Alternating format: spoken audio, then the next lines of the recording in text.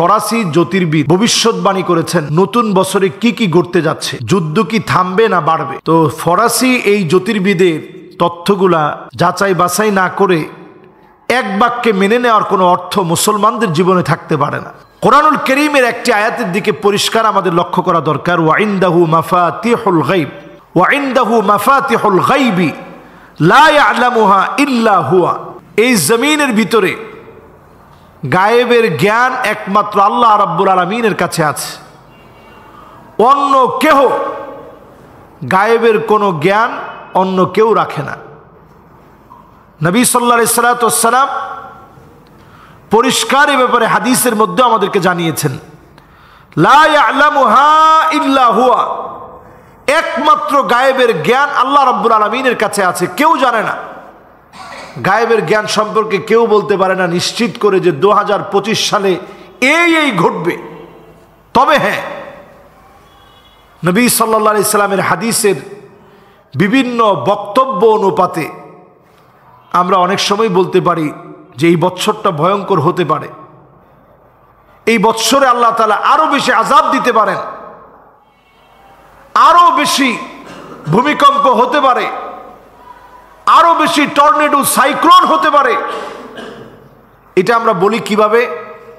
হাদিস অনুপাতে হতে পারে আমরা বলতে পারি।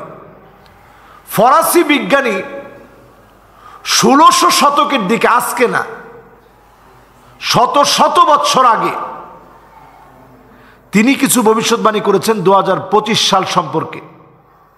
এখন বর্তমান সায়েন্টিস্টরা যারা আছে, জ্যোতিষবিদের এই তথ্য অনুসারে, জ্যোতির্বিদদের এই তথ্য অনুসারে তারা অবাক হয়ে গেছে, এগুলো মনে হয় সবগুলো সত্যি হয়ে যাবে। ফরাসি জ্যোতিষীর তথ্য অনুসারে 2025 সনে রাশিয়া এবং ইউক্রেনের যুদ্ধ থেমে যাবে তার তথ্য মতে। কিন্তু আমি আমার গবেষণা দিয়ে বলছি, আমি যতটুকু কোরআন হাদিস পড়ছি এবং দেখেছি এবং গবেষণা করি, আমার কাছে মনে হয় মোটেও তাদের যুদ্ধ থামবে না, বরং এই যুদ্ধ আরো বিভিন্ন অঞ্চলে ক্রমশ বাড়বে। অলরেডি তারা আমাদের সাথে যুদ্ধ করার জন্য সারা দুনিয়ার অমুসলিমরা মরিয়া হয়ে পড়েছে, কি করে মুসলমানদেরকে এই সময়ে দমিয়ে রাখা যায়। পিআরসি জরিপ বলতেছে, এটা আমাদের জরিপ না, পিআরসি জরিপ করে বলছে 2050 পর্যন্ত যদি এই পৃথিবী টিকে, তাহলে সবচেয়ে বেশি হবে মুসলমানদের সংখ্যা। তাদের আতঙ্কটা এখন এই জায়গায় যে মুসলিম তো দিন দিন বেড়ে যাচ্ছে, তবে আমরা এমন দুর্বল মুসলমান হয়েছি, এটা আমাদের আফসোসের জায়গা।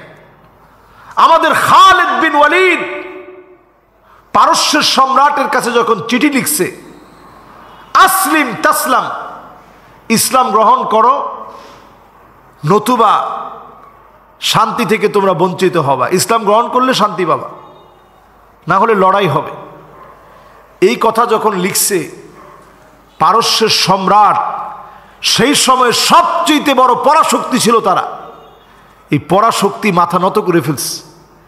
চীনের কাছে পাল্টা চিঠি লিখছে, ভাই যেমনি হোক তোমরা সাহায্য করো, নাইলে এই তো খালিদ বিন ওয়ালিদ মনে হয় আমাদেরকে দখল করে নিল। সঙ্গে সঙ্গে চীন সাহায্য না করে তারা উল্টা লিখছে চিঠি যে ইন্না কওমান, মুসলমানরা এমন এক জাতি, লাউ আরাদু আইয়াখলা আল জাবাল লাখালাউহা, মুসলমান যদি চায় পাহাড়কে তার জায়গা থেকে সরায় দিবে, পাহাড় সরে যাবে, মুসলমান নড়বে না। আল্লাহু আকবার।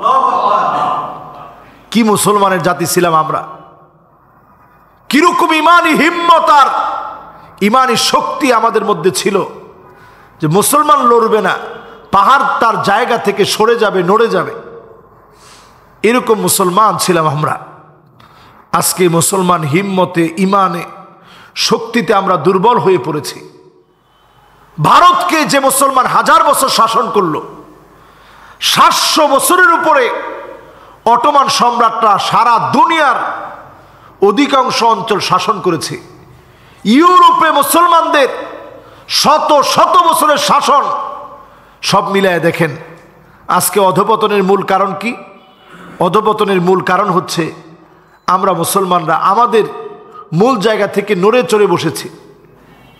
জ্যোতিষীর এখানে আরও কিছু তথ্যের ভিতরে আমার কাছে বিভ্রান্তি মনে হয়।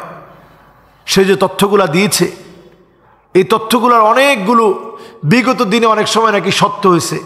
যেমন টুইন টাওয়ারে হামলা, এটা নাকি সত্য হয়েছে। তারপরে সুনামি হবে, এটা নাকি সত্য হয়েছে। তারপরে তার দেওয়া আরও তথ্য, যেমন পৃথিবীর ভিতরে এই রাশিয়া ইউক্রেনের যে লড়াই লাগবে, এই লড়াইগুলো সে কবিতা আকারে লিখেছে। তার যখন বউকে হারিয়ে ফেলেছে, তার সন্তানকে যখন হারিয়ে ফেলেছে, তখন বেদনা বেদুর এই হৃদয় থেকে সবসময় কষ্টে থাকা এই মানুষটা তখন অনেকগুলো এরকম ভবিষ্যৎবাণী কবিতা আকারে লিখে গেছে, যেগুলো এখন অনেক সময় পড়ে পড়ে দেখা যায় যে কিছুটা সত্য হয়ে যাচ্ছে।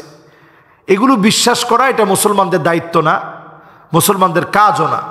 নবী সাল্লাল্লাহু আলাইহি ওয়াসাল্লাম বলছেন, মান আতা কাহিনান আও আররাফান ফাসাদ্দাকাহু বিমা ইয়াকুল ফাকাদ কাফারা বিমা উনজিলা আলা মুহাম্মদ সাল্লাল্লাহু আলাইহি সাল্লাম।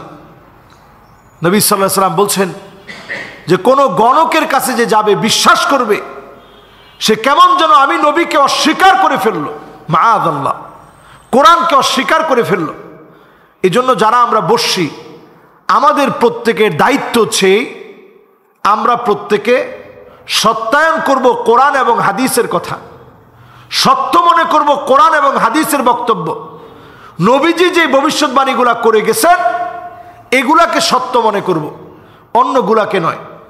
পাশাপাশি আমি বলতে চাই 2025 যে আলামতগুলো হাদিসের ভিতরে আসছে, এই আলামতের প্রেক্ষাপটে বোঝা যায় একটা মালহামা, বড় ধরনের একটা হত্যাযজ্ঞ পরিবেশের দিকে যদি সিরিয়ার এই বিজয়কে কেউ থামায় দিতে চায়, বড় ধরনের একটা হত্যাযজ্ঞ পরিবেশ সৃষ্টি হবে। সারা দুনিয়ার ভিতরে শাম রক্ষার জন্য মানুষ মরিয়া হয়ে যাবে, কারণ এটা মুসলমানদের জন্য মাহশার এবং মানশার, মুসলমানদের একত্রিত হওয়ার জায়গা। এই জায়গায় মুসলমান মরিয়া হয়ে উঠবে।